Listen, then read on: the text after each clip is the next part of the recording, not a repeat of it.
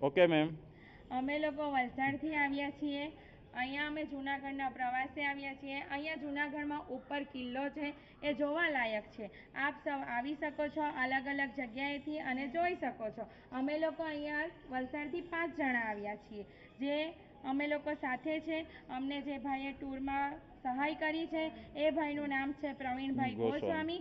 એમણે અમને અલગ અલગ જગ્યાઓ અહીંયા કિલ્લા ઉપર બતાવી છે, જે 10 જગ્યાઓ છે, જેવી કે નવધણ કૂવો, અડીકડી વાવ, બૌદ્ધ ગુફા, અનાજના ભંડારો, તોપ છે. એ અલગ અલગ જગ્યાનો આપ પણ લાવો લઈ શકો છો. જોઈને તળાવો છે.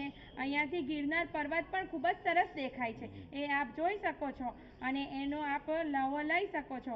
અહીં જે ભાઈ ટુરિઝમના જે ભાઈ છે એમણે અમને ખૂબ જ સરસ રીતે સમજાવ્યું છે અને અમને ખૂબ જ મજા આવી છે. હવે અમે અહીંયાથી ખૂબ જ એક્ઝિટ થઈએ છીએ.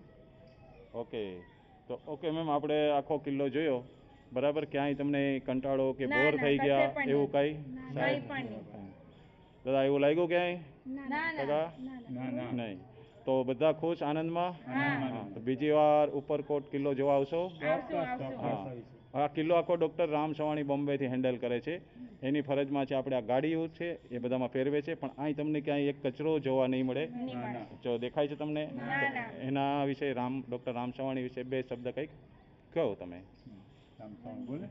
હા, તો એ કેવો કિલ્લો, એમનો ખૂબ જ આભાર કે આટલું કિલ્લાની વ્યવસ્થા સારી રીતે ત્યાં બોમ્બેમાં બેસીને કરે છે અને સંભાળે છે આવી ખૂબ જ સારી રીતે, કે એમનો ખૂબ ખૂબ આભાર. અને ટુરિઝમોને ખૂબ જ મજા આવે છે અહીંયા આવીને.